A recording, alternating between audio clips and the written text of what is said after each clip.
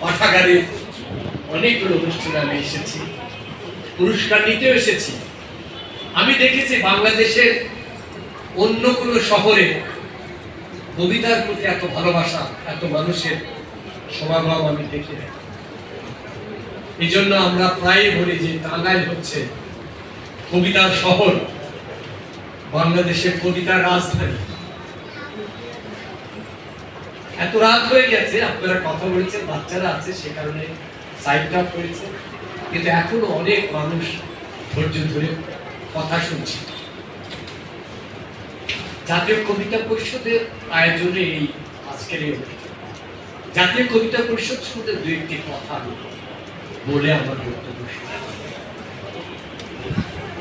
এটা হচ্ছে যে আমাদের জাতীয় কবিতা পরিষদের যুগ্ম সাধারণ সম্পাদক টাঙ্গাইলের বরপুত্র, টাঙ্গাইলের জামাইও, এবং আপনারা অনেকেই হয়তো জানেন যে দেশের একজন খ্যাতিমান অভিনেতা শ্যামল জাকারি। শ্যামল জাকারি একটু বলার চেষ্টা করেছে যে কোন প্রেক্ষাপটে জাতীয় কবিতা পরিষদের জন্ম হয়েছিল। 1986-তে যখন আমরা সামরিক স্বৈরাচার বিরোধী আন্দোলন গড়ে তুলছি, 1982-র 24শে মার্চ যখন অবৈধভাবে সামরিক স্বৈরাচার এরশাদ ক্ষমতা দখল করে, সেদিন ঢাকা বিশ্ববিদ্যালয় থেকে সর্বপ্রথম মধুর ক্যান্টিন থেকে 20-25 জনের মিছিল আমি মোহন রায় বের করেছি।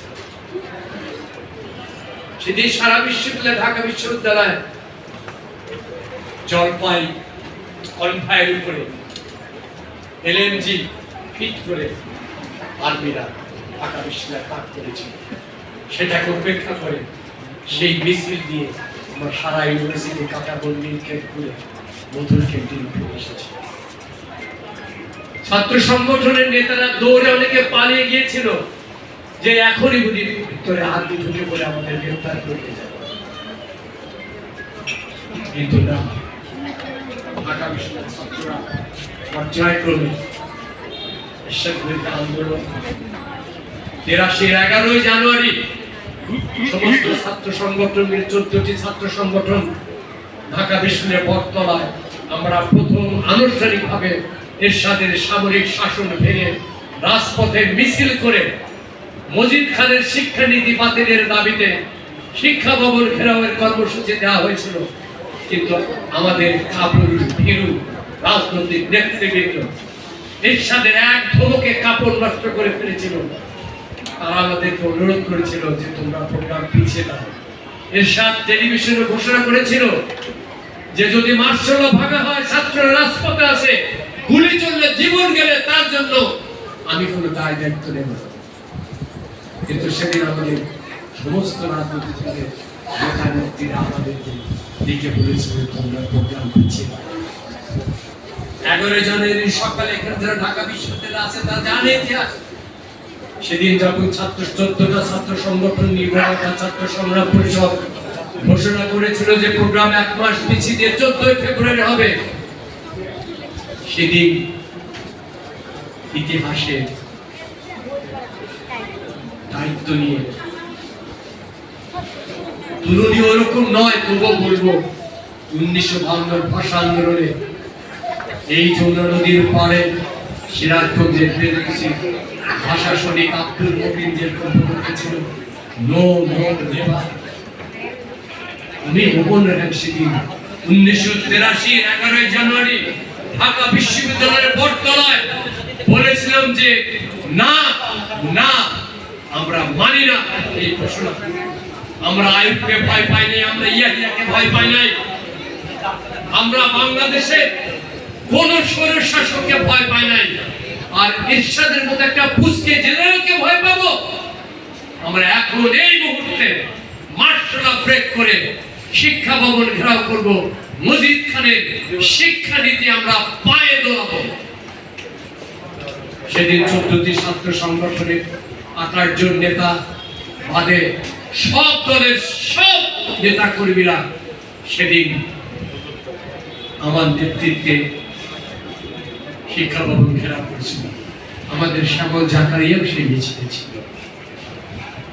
সে বিক্ষুব্ধ মিছিল আমরা যখন দেখলাম হাইকোর্টের সামনে এলএমজি ফিট করে দাঁড়িয়ে আছে সামরিক কনভয়, আমি শিশু একাডেমির সামনে থেকে কক্ষচ্যুত নক্ষত্রের মতন ছুটে গিয়ে আবিদের বললাম, দেখ, তাকিয়ে দেখ, শুধু মানুষের মাথা একটা গুলি করবি তো এই সেক্রেটারিয়েটের প্রতিটা ইট খুলে নিয়ে যাব। এই সেই সামরিক অফিসার তার হাতে হ্যান্ড মাইকটা আমার হাতে দিয়ে বলল যে আমাদের ছাত্রদেরকে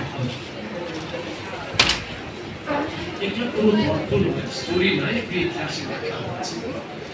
এবং সেদিন ওই আব্দুল গনি রোডে আমাদের বাংলাদেশে লুটপাটের যে কারখানা সেক্রেটারি, সেই সেক্রেটারির পাশে আব্দুল গনি রোডে আয়ারল্যান্ডের উপর দাঁড়িয়ে আমি সেদিন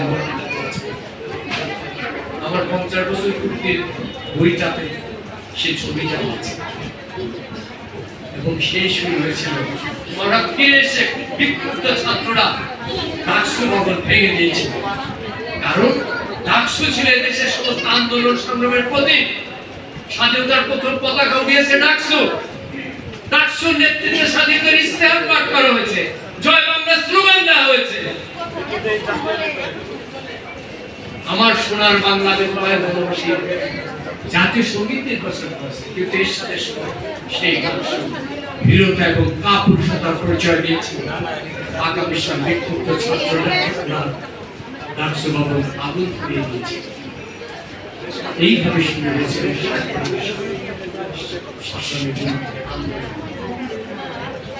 কিন্তু ৮৬-তে শেখ হাসিনা সেই আন্দোলনের সঙ্গে বিশ্বাসঘাতকতা করে, বেঈমানি করে এরশাদের কাছ থেকে ৩০০ কোটি টাকা ঘুষ নিয়ে আমাদের প্রতিবাদের মুখে এরশাদের ইলেকশনে গিয়েছিল শেখ হাসিনা। সেদিন বিক্ষুব্ধ ছাত্ররা যারা ইলেকশনে গিয়েছিল, আওয়ামী লীগ সহ, আওয়ামী লীগের ছাত্র সংগঠন সহ, তাদেরকে সাধারণ ছাত্র মেরে পিটিয়ে বিশ্ববিদ্যালয় থেকে বের করে দিয়েছিল, পালিয়ে দিয়েছিল। সেই সময় রাজনৈতিক দলগুলোর মধ্যে নেমে আসলো স্থবিরতা। সেই সময়টাকে তুলনা করা যায় 1905 সালে যখন প্রথম সোভিয়েত বিপ্লবের অভ্যুত্থান ব্যর্থ হল। লেনিন যখন প্রথম ক্ষমতা দখল করতে ব্যর্থ হলো, প্রথম অভ্যুত্থান ব্যর্থ হলো, পরে 17-তে সেই অভ্যুত্থান তখন যেরকম সারা দেশে রাশিয়ায় একটা আগুন নেমে এসেছিল।